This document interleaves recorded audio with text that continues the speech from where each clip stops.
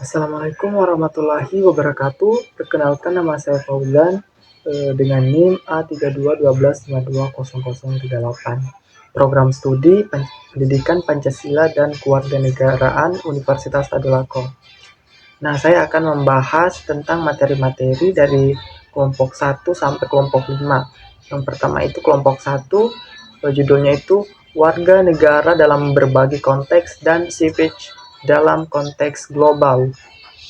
Pengertian warga negara. Warga negara adalah individu yang secara hukum terikat pada suatu negara dan memiliki hak serta kewajiban yang harus dijalankan secara seimbang.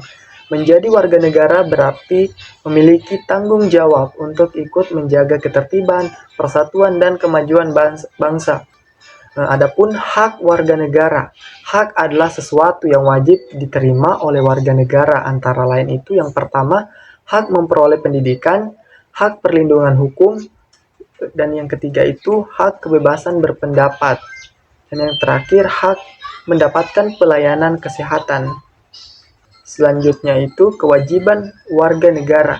Kewajiban adalah sesuatu yang harus dilakukan oleh warga negara seperti menaati peraturan, menjaga persatuan dan kesatuan, menghormati hak orang lain, ikut serta dalam pembangunan negara. Selanjutnya itu warga negara dalam konteks berbagai konteks. Peran warga negara terlihat dalam berbagai lingkungan kehidupan. Di keluarga, belajar tanggung jawab dan saling menghormati. Di sekolah, disiplin, jujur, menghargai guru. Di masyarakat, gotong royong dan toleransi. Di negara itu, cinta tanah air dan patuh hukum. Selanjutnya, pengertian civic global. Civic global adalah kesadaran bahwa kita bukan hanya warga, tetapi suatu negara, tetapi juga bagian dari masyarakat dunia. Dalam era globalisasi, setiap tindakan dapat berdampak pada masyarakat internasional. Selanjutnya itu nilai dalam civic global. Civic global menekankan nilai-nilai. Yang pertama itu perdamaian dunia, hak asasi manusia atau HAM, kepedulian terhadap lingkungan hidup, kerjasama antar negara, dan toleransi antar budaya. Selanjutnya itu nilai dalam civic global. Warga negara global memiliki karakter. Yang pertama itu berpikiran terbuka, menghormati perbedaan, peduli isu dunia, bertanggung jawab sosial, bijak menggunakan media sosial. Selanjutnya itu materi kelompok 2. Konsep hukum kewarganegaraan Indonesia. Pengertian kewarganegaraan. Kewarganegaraan adalah hubungan hukum antar negara dan warga negara yang melahirkan hak dan kewajiban timbal balik. Warga negara anggota sebuah komunitas politik yang memiliki hak untuk berpartisipasi dalam pemerintahan negara, institusi yang memberikan perlindungan dan menjamin hak-hak warganya. Selanjutnya itu landasan hukum di Indonesia. Materi ini menyoroti dua landasan utama. Yang pertama itu Pancasila sebagai landasan ideologi. Dan yang kedua itu Undang-Undang Dasar Negara 1945, khususnya pasal 26 yang mendefinisikan siapa saja yang menjadi warga negara, orang-orang bangsa Indonesia asli dan orang-orang bangsa lain, yang disahkan dengan undang-undang. Yang selanjutnya itu Undang-Undang Dasar Negara Republik Indonesia nomor 12 tahun 2026, undang-undang spesifik yang mengatur tentang kewarganegaraan Republik Indonesia. Selanjutnya itu prinsip-prinsip kewarganegaraan. Terdapat 4 prinsip utama yang dianut. Yang pertama itu ius sanguinis, kewarganegaraan berdasarkan keturunan, pertalian daerah. Ius soli, kewarganegaraan berdasarkan tempat kelahiran, berlaku terbatas di Indonesia. Ketiga itu kewarganegaraan tunggal, prinsip utama di Indonesia. Yang keempat itu kewarganegaraan ganda, terbatas, berlaku bagi anak-anak hasil perkawinan campur hingga usia 18 tahun atau sudah menikah. Selanjutnya itu cara memperoleh kewarganegaraan. Dapat dilakukan melalui beberapa jalur. Yang pertama itu kelahiran. lahir dari orang tua warga negara Indonesia. Yang kedua itu pemberian melalui permohonan kepada negara. Yang ketiga itu pernyataan memilih kewarganegaraan bagi mereka yang memiliki status ganda terbatas. Yang terakhir itu kewarganegaraan naturalisasi melalui proses hukum formal. Selanjutnya itu masalah kewarganegaraan. Materi ini juga menyentuh isu mengenai apatride, seseorang yang tidak memiliki kewarganegaraan. Bipatride, seseorang yang memiliki dua kewarganegaraan ganda. Selanjutnya itu hak dan kewajiban tanggung jawab. Hak mendapatkan perlindungan hukum, pekerjaan, dan kehidupan yang layak. Selanjutnya itu kewajiban membela negara, membayar pajak, dan menjunjung tinggi hukum serta pemerintahan. Selanjutnya itu kelompok 3, pengertian ilmu kewarganegaraan. Ilmu kewarganegaraan penting untuk memahami hak dan kewajiban sebagai warga negara, serta hubungan dengan negara, dengan landasan Pancasila dan Undang-Undang Dasar Negara Republik Indonesia tahun 1945. Ilmu ini bertujuan membentuk warga negara yang cerdas, nasionalis, dan demokratis. Selanjutnya itu penjelasan ilmu yang mempelajari tentang status warga negara, hak dan kewajiban warga negara, hubungan warga dengan negara, sistem pemerintahan dan hukum, landasan Pancasila, dan Undang-Undang Dasar 1945. Selanjutnya itu tujuan membentuk warga negara yang cerdas, menumbuhkan sikap nasionalisme, membentuk karakter demokratis, meningkatkan kesadaran hukum. Selanjutnya itu kelompok 4, ruang lingkup ilmu kewarganegaraan. Mempelajari ilmu kewarganegaraan, civic bukan sekedar menghafal pasal-pasal Undang-Undang Dasar 1945.